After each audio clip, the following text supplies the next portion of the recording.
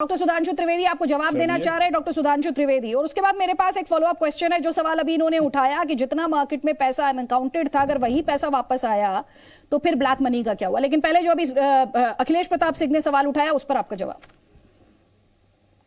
हाँ, मैं आपको बताता हूं। देखिए, हमारे कपोल कल्पित कहते हुए अखिलेश जी ऐसा तर्क दे गए जो अखिल विश्व में कोई नहीं बता पाएगा मान्यवर, कि मतलब कंसाइनमेंट में आ रही थी, मतलब ऑफिशियली ड्रग्स आ रही थी।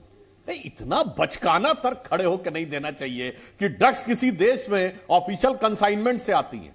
जनाब, ऐसे ही होता, कंसाइनमेंट में छुपा के आती हैं, और आपके जमाने में लुका छुपी के खेल में चलते चलते चली जाती थी, इसलिए कुछ 100 करोड़ की पकड़ी जाती थी, अब हजारों करोड़ की पकड़ी जाती हैं। यह एक बेसिक फंडामेंटल अंतर आया है। अच्छा, दूसरी बात जो आपने ये बात कही कि आप कह रहे हैं कि आतंकवाद में कोई प्रभाव नजर नहीं आया, तो मैं पूछना चाहता हूं, हमारी सरकार आने से पहले दिल्ली, मुंबई, गुवाहाटी, वाराणसी, लखनऊ, जयपुर, नागपुर, हैदराबाद, बेंगलोर, चेन्नई, त्रिवेंद्रम, कौन सा ऐसा जगह था जहां पे धमाके नहीं हो रहे थे? कौन सी ऐसी जगह थी जहां पर आतंकवादी घटनाएं नहीं होती थी? आप केवल दक्षिण कश्मीर के 3 जिलों में रह गई, उसके बाद आपको नजर नहीं आता कोई? ये तो कपोल कल्पना नहीं जनाब, कठोर यथार्थ है जो आपको बता रहा हूं। मगर अफसोस यह है कि हर चीज के ऊपर अपनी आपत्ति दर्ज करने वाले व्यक्ति। अब एक और बात कहता हूं, ये जितने भी लोगों को कर्जा मिला था, किस जमाने में मिला था बताइए? अब हम पूछना चाहते हैं। और जो आप बहुत मित्र कहते हैं, ये मित्र किसके थे भाई? ये जिनको आप कहते हैं वो क्या 2014 से पहले रेडी पटरी लगाते थे क्या? अरे, आपके जमाने में जलवाए जलाल हुआ है पिछले 30-40 सालों में। ऐसी आज बचकानी बात करने लगते हैं जैसे वो लोग कोई पटरी के दुकानदार थे और 2014 के बाद अचानक ये हो गए। अरे भाई, सब के सब तो आपके जमाने में बने हुए, बड़े बड़े प्रोजेक्ट आपके जमाने में मिले। अभी राजस्थान की सरकार ने 60,000 करोड़ के प्रोजेक्ट दिए, माफी मांगी अभी, या उनको भी मित्र कहिए। बोलिए, राहुल गांधी से पूछा गया था तो प्रवक्ता लोग आके तो अनाप शनाप बोलते, राहुल गांधी जी नाम में जी लगाने लगे थे, फलाने जी ने दिया है, इतना इन्वेस्टमेंट कर रहे हैं, तो क्यों अशोक गहलोत जी बगल की सीट पर बैठा लेते? मैं पूछना चाहता हूं। जवाब दूं? अखिलेश जी जवाब 30 सेकंड है सर। हाँ जी, जिनके तरफ ये इशारा कर रहे हैं वो साहब 2014 के पहले भी यही साहब वहां उनको आगे बढ़ाए थे। 1 रुपए पर स्क्वायर मीटर पे लाखों स्क्वायर मीटर जमीन पोर्ट के लिए, इंडस्ट्री के लिए किसके लिए दिया था? किन्होंने दिया था? वो जहां पे जब वो वहां थे तो वहां उन्होंने आगे बढ़ाया, जब यहां आ गए तो यहां आगे बढ़ा रहे हैं। सारे नियम, एयरपोर्ट का रूल था कि मोनोपोली नहीं होगी, 2 से ज्यादा एक ग्रुप नहीं ले सकता। आपने क्यों उसको चेंज किया रूल को? बताने की आवश्यकता है क्या? जितने लोग ऋण माफ हुए कौन है? और जिसका जिक्र कर रहे हैं भागने वालों में, आपके समय भागे हैं, और भागने के बाद उसके बाद भी उनके खातों में पीएनबी से पैसा ट्रांसफर किया गया है। किया गया कि नहीं किया गया है? आपको नहीं पता है क्या? आपको भी पता होगा। देखिए, अखिलेश जी, उनका सवाल राजस्थान के संदर्भ में था, राहुल गांधी के स्टेटमेंट और अशोक गहलोत के संदर्भ में वो सवाल पूछ रहे थे। चलिए, मैं आगे आपको मंच दूंगी, मुझे कमेंट लेना है यहाँ पर। किशोर तिवारी का आगे सवाल का जवाब दे दीजिएगा। हमारे यहाँ कोई भी इंडस्ट्री लगाएगा, किशोर तिवारी, ठीक है सर, ठीक है, अपनी बारी में अपने तब सवाल का जवाब दीजिएगा। मैंने काफी टाइम आपको दिया, अपने सवाल का जवाब नहीं दिया। दूसरे के आप गिनाने से आप पर जो सवाल उठ रहे हैं सर, उनका जवाब थोड़ी मिलेगा, उनका जवाब तो आपको देना पड़ेगा। जल्दी से किशोर तिवारी, एक कमेंट जल्दी से आपका। मुस्कुरा रहे हैं?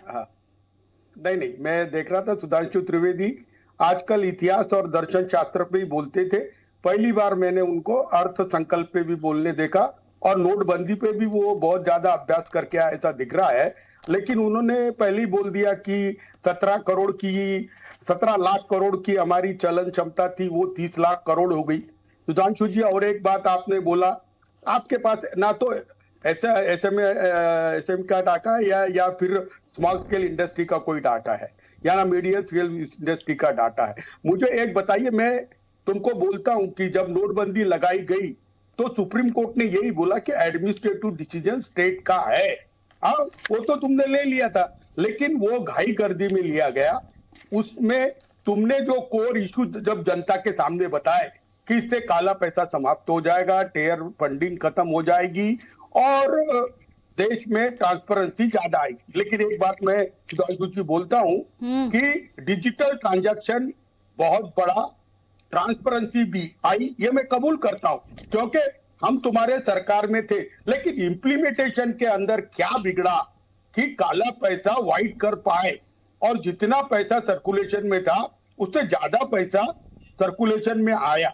अब मुझे ये बताइए, अब ये तुम जो बोल रहे कि 30 लाख करोड़ सर्कुलेशन में आ गया इसलिए देश की इकोनॉमी बहुत स्ट्रांग हो गई, तो ये कौन से अर्थशास्त्री का तर्क है? अरे दुनिया में भारत में नोटों का बाजार लगाकर आप क्या कर रहे हैं? महंगाई बढ़ी है ना।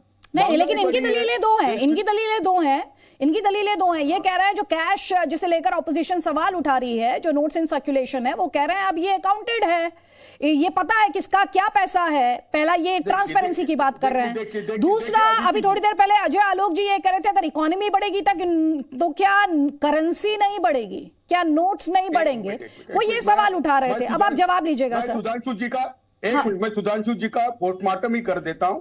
सुधांशु जी, आपका आरबीआई कहता कि 2000 सर ऐसा मत कीजिए, आपने निकाले, पोस्टमार्टम जैसे शब्द का इस्तेमाल मत कीजिए। आप बहुत मर्यादित तरीके से बात कर सकते हैं। उन्होंने जो कहा आप उसका कीजिए, लेकिन एक व्यक्ति का पोस्टमार्टम आप भी जानते हैं कब किया जाता है सर, तो मर्यादित और तार्किक तरीके से प्लीज। नहीं, मैं उनके विचारों की बात कर रहा था कि आरबीआई कहता है 10 लाख करोड़ चलन में नहीं है, तो अब मोदी जी और एक नोटबंदी लाएंगे क्या, आप बताइए? और अब 20 लाख करोड़ ही चलन में है, तो 30 लाख करोड़ का जो क्रेडिट ले रहे 17 लाख करोड़ से, वो क्या है? और दूसरा, आप जो कह रहे हैं, तो आप मूर्ख कितना और कितनी बार बनाओगे, ये भी तो एक बात है। आपने 10 लाख करोड़ लोगों ने क्या किया, फर्जी खातों में जमा करके नए नोट लेके रख लिए। अरे आपकी सरकार ये 2000 वाली नोट बदल दे, फिर वो 10 लाख नोटें जो है वो और बदलेंगी।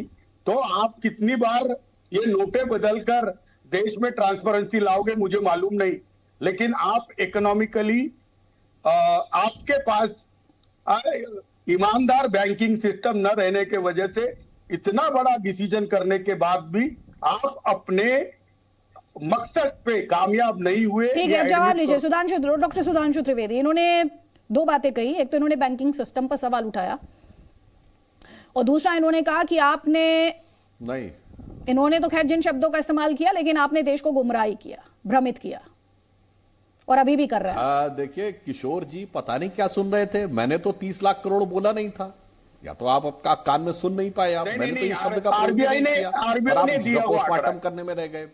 हाँ, अरे आपने तो मेरा नाम लिया ना, मेरा नाम लेके कहा पोस्टमार्टम। मैं चुनौती से कहता हूं, अगर रिमाइंड करके देख लीजिए आज यूट्यूब के जमाने में कहीं मैंने बोला है शब्द, अपने मन से खुद ही सोचते हैं और खुद ही बोलने लगते हैं। और अंतिम शब्द क्या बोला, ईमानदार बैंकिंग सिस्टम ना होने की वजह से।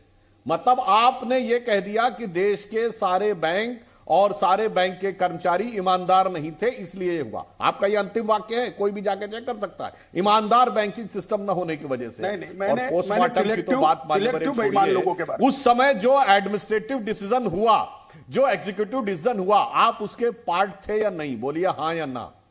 नहीं, अगर आप सरकार में शामिल थे, आपके कैबिनेट मंत्री शामिल थे, तो ये ट्यूबलाइट की तरह आपको कुछ साल बाद कैसे समझ में आया?